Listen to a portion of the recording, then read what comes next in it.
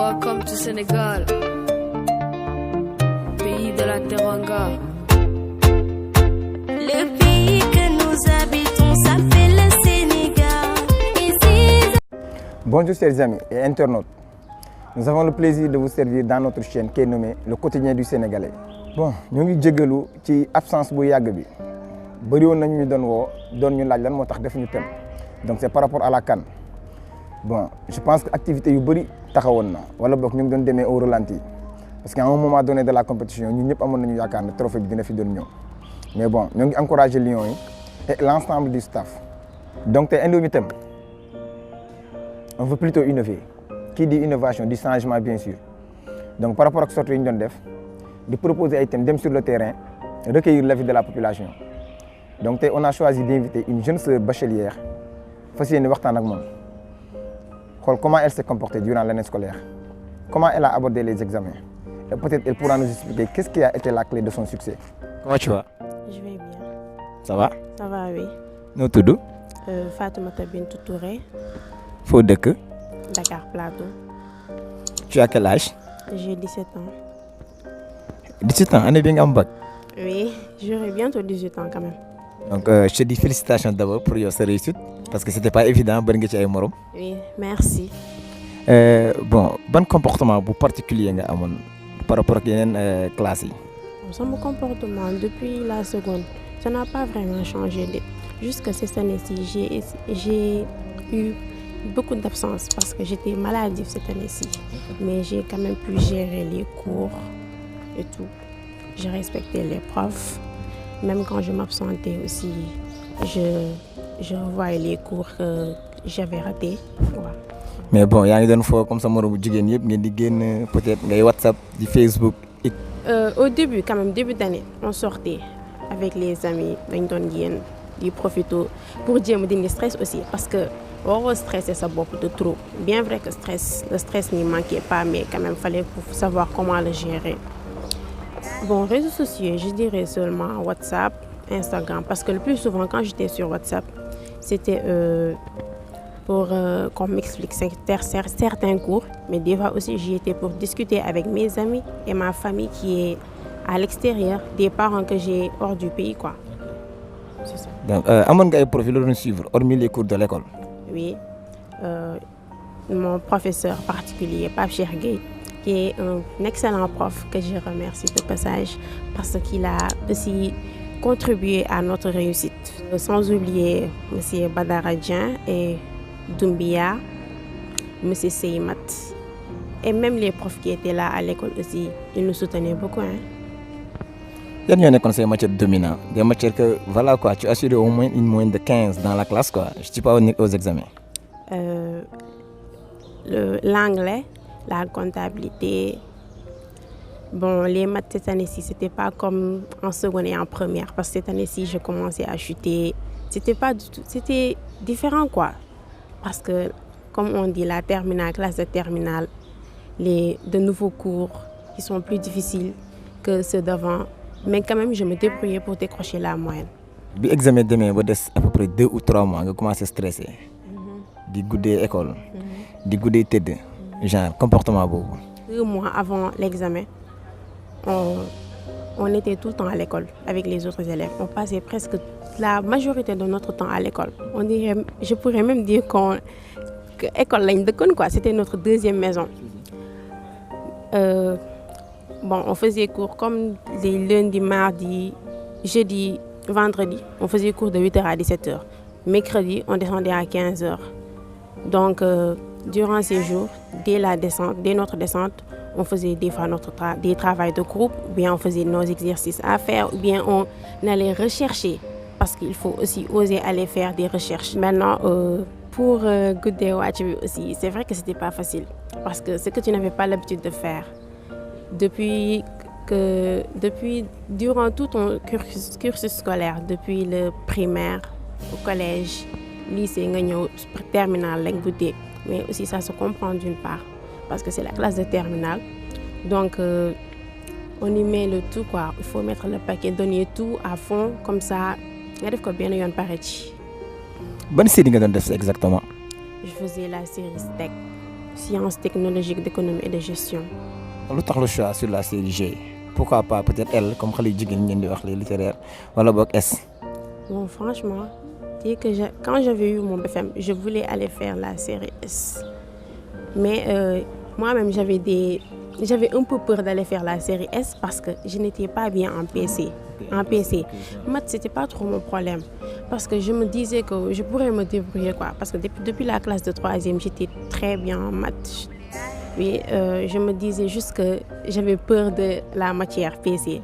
Je me disais aussi que si tu as peur d'une matière, tu ne pourras pas mettre le paquet dans cette matière, tu ne pourras pas la réussir, tu ne pourras pas la comprendre parce que de flay, genre traumatisme là quoi.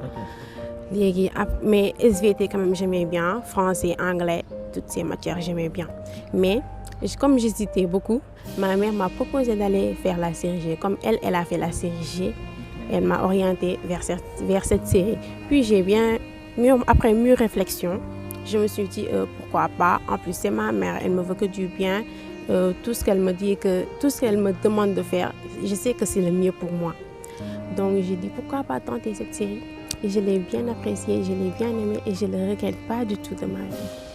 Mais bon en parlant de temps moment bon à un moment donné bi examen yi jege donc stress bi di la sonal ma loolu day dem ba day affecté mère bi sax moom donc fu mu yaakaar ne war na fa mën a am ñaan rek pour soutenir la à ce que nga am sa bac da koy dem wuti ji moo xam ay li ngay fas la moo xam li ngay sangoo la moo xam sa le stylo magique yow mère bi la defaloon exactement. Bon man sama yaay nag franchement nag elle ne croit pas trop à ce genre de truc. Depuis bien avant les examens même elle a l'habitude bu paree julli rek dafa am benn genre polycope, je dirais un polycope bi nga xam ne y a beaucoup de doigts sur ce polycope. Elle a l'habitude de faire des doigts, beaucoup de doigts et puis prendre son chapelet pour bien prier, de faire des doigts, demander à Allah de nous aider, de nous bénir et tout. Bon tout le temps daf ma doon ñaanal su ma paree julli en tout cas semaine bac bi saa su ma xëyee rek dafay ñëw ci sama bopp di ñaan ne ma demal man aussi su ma julliwee ñaan sama ñaan lu baax jàng sama alxuraan même bu dul examen sax j'ai l'habitude d'apprendre ça parce que c'est bien ce qu'on m'a inculqué. Donc je peux dire aussi qu'elle a beaucoup contribué à ma réussite parce que tout ce que j'ai je le lui dois ginnaaw yàlla lépp moom la parce qu'elle a beaucoup contribué à notre réussite. Après avoir perdu notre père, elle a été notre mère et notre père en même temps. Tu vois, une femme forte que j'admire. En tout cas, elle est ma force. Elle est pour ma force, motivation, tout quoi. Courage, pourvu qu'elle vit encore plus longtemps. Bon, ban centre nga defee woon examen. Centre complexe Saint-Michel bi foofu laa defee examen. Comment étaient les surveillants? C'était pas trop exigeant quoi. Il y avait certains qui étaient trop stricts quoi parce que di nga sëqat sax wala nga tourner sa benn affaire wadd nga tourner et tout ñu ñëw jël sa brouillon xotti. Tu vois, c'était pas du tout facile d'une part mais on comprend aussi mais d'autre part aussi dans l'ensemble c'était pas trop mal quoi. Il y en avait combien dans la salle? 2 au maximum 3. Minimum 2, maximum 3. C'est seulement ça. Ok. Et épreuve yi moom nu mu demee taruloon trop safaloon trop épreuve yi. Ah bon, d'une part les épreuves, les examens ont été abordables et d'autre part pas trop quoi. ba fi dawaloon comme ay classe d'examen moom d'habitude yooyu mënu fa ñàkk bien que surveillance bi sax demee na noonu. Et c'est vrai parce que comme genre benn élève mën na laajte. Mais en tout cas daal c'était pas trop ils nekkuñu woon tricherie bu extrême quoi nekkuñu woon di def loolu comme genre kenn mën na laajte bu ñu joxoon par exemple ay anglais vrai ou faux kenn di laaj que lii vrai lii faux yooyu noonu c'est tout. noo ko dundee approché pour la proclamation de vos résultats yow est-ce que ça yaa jëli ces résultats yow d'abord. Je l'ai bien sûr. stressé woo nga tiit naan non dama ko. je me disais bien cela de bien avant examen yi rek juste. La veille noonu dama ne jarul may stressé parce que déjà li ma war a am dafay nekk li yàlla dogal te li yàlla dogal dafay nekk li gën ci doomu aadama léegi te li muy dogal aussi suñu destin la te destin bi njëkk na suñu judd donc je me dis que c'est pas la peine de stresser quoi naa jàng sama jàng naa aussi wóolu naa sama bopp mais pas à 100% parce que wóolu sa bopp de trop ba nga naan waaw am naa ko ba pare loolu c'est pas bon quoi c'est comme si t'étais un peu narcissique léegi ma def tout pour combattre stress bi ba le premier jour ça m'avait trop pas fait grand chose quoi ma ne waaw donc c'est ça le bac ba vendredi samedi bi ñu paree parce que notre passé c'est une semaine bi ñu paree samedi ma ne waaw on a déjà fini notre bac comme ça c'est ça le bac ak tour bi ni ñu ko doon réyalee nii ngay mu lay tiital et tout donc c'est déjà passé comme ça après délibération c'était le mardi sama ñaari camarades de classe yi ñëw suñu kër après ñu ànd kenn ki foofu la defee keneen ki fii la defee mais ñun ñoo leen njëkk délibéré ñu dem foofu sur le chemin de benn sama esprit tordu bi naan ma xëy na doo am beneen bi naan ma ne stresse pas c'est bon yàlla voilà yàlla baax na yàlla bind na lépp en plus avec tout ce que tu as fait xam nga ni au moins mën nga am dans toutes les matières 10 voilà après nga génn ci te loolu boo ko amee mën nga génn d'office après ñu commencé di wax mais on les entendait pas trop bien mais ñu commencé nañ di wax léegi man ki ma doon toogal xam nga foofu dañuy am ay table banc yu long mais chacun avec sa ay table yu gudd la mais chacun avec sa chaise par deux lañ doon toog ki ma doon toogal noonu kooku je la connais d'ici depuis la seconde moom aussi Touré la sant léegi man ma gis ko elle commençait à stresser à pleurer ma ne ma nekk di wax ay waay yàlla nañ ko woo parce que en plus j'étais avec ma cousine yàlla def ñu woo ko j'étais trop contente pour elle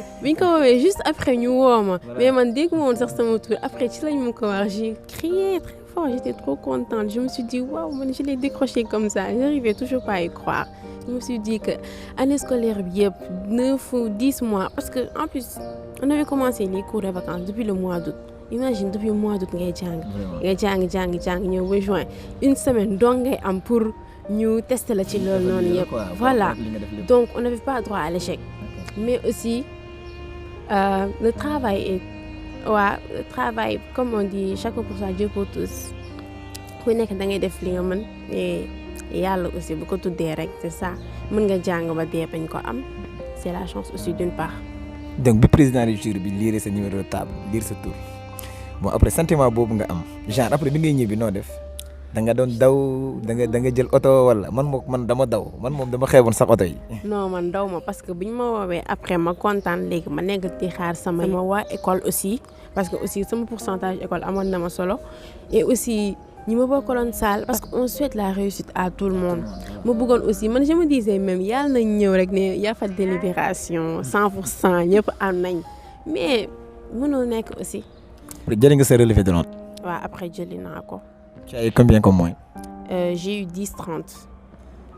ci yan matière nga chuté exactement. Philosophie boobu aw ma si sax metteel parce que je sais que philosophie moom mooy loolu j'étais pas trop bien en philo maths aussi chuté naa parce que comme série S yi ñoom xam nga ñoom wala collège dañuy doon jox ñaari mathématiques géométrique ak arithmétique léegi ñun nag fii série G STEC kii la ñuy def mathématique numérique ak financière léegi ñun nag mathématique numérique rek la ñu jox nag mat kii général numérique bi mooy général quoi math général kese la ñu jox amul mathématique financière c'est les genre problème yi la quoi mais ñu jox ñu math général kese ay calcul ay x ln yooyu noonu yëpp voilà quoi ça nous a tous surpris parce que ñun ñi ngi doon xaar math général en plus c'est la première fois muy am paraît-il. depuis sa famille pas été une surprise pour eux au fait parce que nee na ils s'y attendaient comment je me donnais à fond et que j'avais toujours de bonnes notes machallah nee na ñoom daal beetu leen ils s'y attendaient. Pour toi, qu'est-ce qui a été la clé de ton succès? D'abord, de gérer son stress et d'établir un bon plan de travail. Ne pas étudier intelligemment, quoi. Ne pas trop charger sa tête. Et il faut oser se dire qu'il n'y a pas de réussite facile. Donc, il faut établir un bon plan de travail, une bonne méthode, qui est très importante. Méthode de travail, mon bokk amee rek, ça y est, c'est bon. léegi looy wax par rapport ak ñi nga xamante ne dañoo ne bon certains profs ci examen yi dañuy corriger par lot genre dañu leen di jox ay copies yu bëri te xam nga dañu leen di jox délai genre tu nous livres les copies d'ici 2 jours wala 3 jours donc bu ñu tayalee rek dañuy gis benn lot rek ñu def ko lot de 10 wala lot de 15 affaires yooyu noonu loolu yow loo ci mën a wax.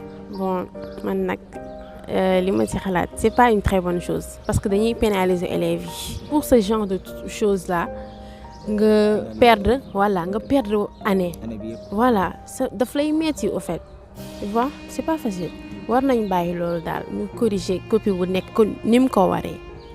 ñoo xam ne aussi cette année ci bac bi li ma ciy gis surtout second tour bi am na ñoo xamante ne aussi même moyen nañ leen jox ci dans une matière et même que li ñuy def nii dañu war a xoolaat parce que c'est pas sûr élève bu amoon ay problème cardiaque et tout def crise loolu rey na ko parce que déjà tu vois j'ai une copine ñoo defee ci même centre ñoo bokk classe depuis seconde defee ci même centre jour délibération première délibération bi dañ ko woo mu war a jàll second tour après elle a pris son relevé elle a fait ses choix pour le second tour elle est passée au second tour jour délibération second tour encore on l'a pas appelé après ça nag elle m'a dit que après ça quelques jours plus tard nee dañ ko woo seen kër ci guddi nee ko suñu proviseur école moo ko woo nee ko dugaluñ woon sa notu philo ci second tour bi loolu moo tax génnoo ci nee na moom mënu woon sax wax instant boobu il était comme muette quoi paralysé après téléphone bi yaayam da ko jox mu wax ak proviseur tu vois ce genre de choses là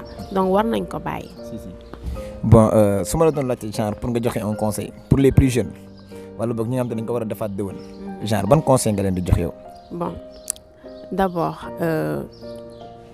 waxuma leen ngeen jël jàng bi yenn ko parce que loolu moom aussi doxul il faut aussi s'épanouir se divertir pour dindi stress bi et aussi stress c'est bien vrai que le stress n'y manque pas mënul ñàkk mais fexe leen tout pour combattre ko ayez confiance en vous-même et au Tout-Puissant et faites tout pour combattre votre stress.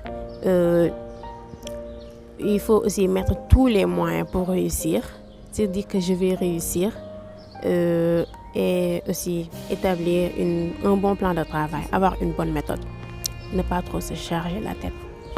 Bon peut-être je sais pas yaa ngi ci internet bi yaa ngi seetaan tout récemment gis nañu gars yi di temps yi di wone benn xale bu am 14 ans am bac celle qui est la meilleure élève au Sénégal à 18 ans mu nekk meilleure élève au Sénégal ñaari ñooñu yow tey boo doon wax ci ñoom looy wax. Bon je dirais que d'une part nag mayum yàlla la parce que am 14 ans parce que déjà moom collège tëb na ay classe primaire aussi je crois. Donc loolu d'une part mayum yàlla la comme boo xoolee sa baaraam yi rek baaraam yi nuñ tolloowu nit ñi tamit noonu lañ mel nit ñi tolloowuñu xel yi tamit bokkuñu tu vois et d'autre part aussi moom il y a mis tous les moyens.